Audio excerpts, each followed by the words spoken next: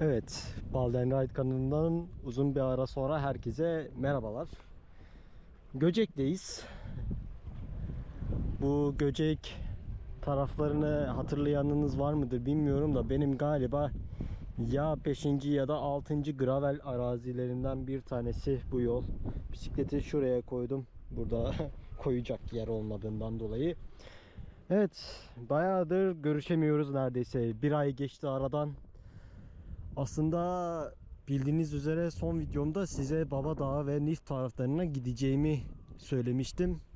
Ama ve lakin hem bisikletimde yaşadığım bir küçük problem ve hem de geçirdiğim küçük bir sakatlıktan dolayı maalesef sürüşlere doğru düzgün çıkamadım. Aslında bugünkü hedefim de İnlice'ydi. Normalde Göcek'e gelme gibi bir fikrim yoktu. Çünkü bugün cumartesi diyorum. Bugün cuma, yarın da bir sürüşümüz var. Grup sürüşü. Aynı Göcek rotasını geleceğiz gene. Yarın buraya geleceğim gene. Yani o videoyla bu videoyu birleştirme şansım var mı bilmiyorum. Orada video çeker miyim onu da bilmiyorum. Hani bu videonun konsepti biraz garip olacak. Hani bayağıdır bir şeyler yapmak istiyordum ve yapmıyordum. Yani nasıl yapacağımı düşünüp dururken artık dedim ki böyle olmayacak, bir şeyler yapayım. En azından belki sizin de yorumlarınızla bu seriyi biraz daha güzel bir hale getireceğiz. Ama ve lakin öncelikle arkadaşlar size bisiklette yaşadığım küçük problemi de bir göstermek istiyorum. Yani bisikletimin zaten şu an fark ettiğiniz üzere lastikleri şu an beni değiştir diye ağlıyor. Ön lastik de aynı şekilde, arka lastik de aynı şekilde. Şu an normalde bisikletin üzerinde bir yaman var ama ve lakin onu göstermek için hiç harekete geçirmeyeceğim. Boş yere uğraşmaya gerek yok. Arka lastiğim tamamen arkadaşlar şu an iç lastikli. Tubeless'tan maalesef dönüştürmek zorunda kaldım. İç lastiğe bayağı bir cebelleştim ama ve lakin başardım bir şekilde kendi başıma yapmayı. İç lastik takmak zorunda kaldım çünkü zamanında benim arka lastiğimin hani orta kısımlarına bir çevimsi gibi bir şey girmişti. Çevi de değil aslında. Nasıl bir şey girdiğini de bilmiyorum.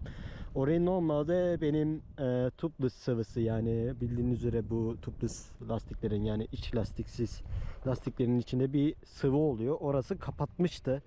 Bayağı bir uzun süredir beni idare ediyordu. Neredeyse belki de 5-6 aylık bir süreçten bahsediyorum arkadaşlar. Cidden çok uzun zaman önce oldu bu bisikletteki olay. Yani o artık arka lastiğimdeki, nasıl diyeyim, yarık diyeyim bari.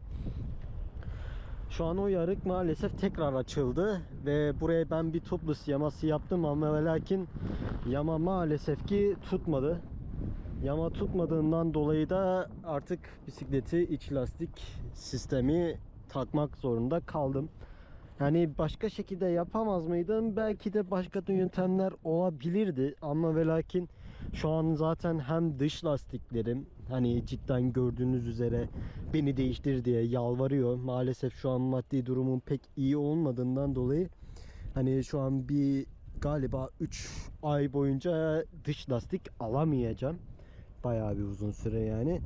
Bu süreç içerisinde maalesef gravel sürüşleri biraz azalacak çünkü iç lastiğime de pek güvenmiyorum. Bunun neden böyle söylediğimi düşünüyorsanız arkadaşlar, şimdi şöyle bir durum var. Ben bu bisikleti ilk aldığımda yaşadığım bir olayı da size küçük bir anlatmak istiyorum. Ben bu bisikleti ilk aldığımda gece Oğuz'la birlikte, hatırlayanınız vardır, bir sürü sürüşümüz var zaten. Oğuz'la birlikte bir sürüş yaptığımızda bisiklet bir yerde aşağı indiriyorum, kaldırım gibi bir yerden düşünebilirsiniz ve iç lastiğim yarılıyor direkt. Yani şu an buraya girerken bile korktum iç lastiğe bir şey olacak diye. Ama şu an taktığım iç lastik de biraz kaliteli bir iç lastik aldım. Yani Schwalbe'nin iç lastiğini taktım. O da zırhlı bir iç lastik. O yüzden büyük bir süre beni taşıyacağını düşünüyorum. Yeni dış lastik alana kadar, tabi yeni dış lastik aldığımda tamamen gene yani iç lastiksiz sistem, yani tubeless sisteme döneceğim. Evet, uzun zamandır beni de görmüyorsunuz. Şöyle bir kendimi de göstereyim. Buraya doğru konuşmamın nedeni, arkamdan gene rüzgar geliyor. Bildiğiniz üzere ben rüzgarlı günleri seçme konusunda mükemmel bir insanım. Hani Göcek'e gelirken bile hani karşıdan bayağı bir yüksek bir rüzgar vardı. Bayağı zorlandım hani gelirken. Aslında keşke İnlice'de bitirseydim diyorum hala, ama ve lakin sürmek istedim biraz. Açıkçası bu konudan da biraz seriyle ilgili konuşmak gerekirse arkadaşlar, hani bildiğiniz üzere bir bisiklet bir yaşam tarzı. Bisiklet üzerine bir sürü videolar oluyor. Ben de buna benzer bir içerik yapmayı düşünüyorum. Hani içeriğin ya da serinin şu an aklımda bir ismi yok. Ama ve lakin tahminimce gravel bir yaşam tarzı şeklinde bir seri olacak diye düşünüyorum. Peki bu seride neler yapacağız arkadaşlar? Bu seride şu an bu şekilde, gördüğünüz şekilde sizinle hem sohbet edeceğim, hem de mesela bugünkü yaptığım inişlerden arka plana, belki de videonun arka planına ben mesela şu an bu şekilde konuşuyorken sesi inişe ekleyeceğim ve siz inişte benim sohbetimi dinleyeceksiniz şeklinde bir seri olacak. Örneği bu video olacak. Umarım editlerken zorlanmam. Zorlanırsam da bir şekilde yapmaya çalışacağım. Elimden geldiğince iyi bir video çıkarmaya çalışacağım. Hani şu an dediğim gibi maalesef gravele çıkamayacağımdan dolayı biraz yol görmek zorunda kalacaksınız. En azından bir iki ay dişinizi sıkmanız gerekecek. Peki neler konuşacağız bu seride? Asıl benim gözümdeki muhabbetlerinden bir tanesi bu arkadaşlar. Tabii ki de gene aynı şekilde bisiklette ne yapılacağı konusunda bilgilendirmeler olsun, küçük sohbetler olsun, bu tarz şeyler konuşacağız. Ama ve lakin benim asıl hani işlemek istediğim temalardan bir tanesi de felsefe açıkçası. Hani felsefe diyorum da felsefe bayağı bir açık bir konu bildiğiniz üzere. Hani bunu açıklayacak olursam size de açıkçası benim ilgi alanlarımdan bir tanesi de olan ve bunu da yapacağımı söylediydim Japonya videolarında. Japonya felsefesi, yani Japonların tembelliğe karşı olan olsun ya da yani toplumsal olarak hani çoğu insanın uyduğu felsefeleri biraz benimseyen bir insanım. Hani benimseyen değil, direkt benimseyen bir insanım. O yüzden bu felsefeleri size olabildiğince anlatacağım, birlikte konuşacağımız falan filan tarzında bir seri olacak. Tabii ki de bu biraz daha düşünüldüğünde interaktif olması gerektiğini düşünebilirsiniz, ama ve lakin bence bunu bir şekilde gene de yapabilirim gibi hissediyorum. En azından ben anlatırım, siz dinlersiniz şeklinde de olabilir. Biraz Göce'yi göstereyim. Çok fazla gördünüz beni. Yani bu şekilde bir içerik düşünüyorum. Peki bu videonun konusu ne olacak? Bu videoda arkadaşlar açıkçası fazla uzatmak istemiyorum videoyu da, ama ve lakin bakalım 8 dakika konuşmuşum. Bayağı fazla konuşmuşum cidden.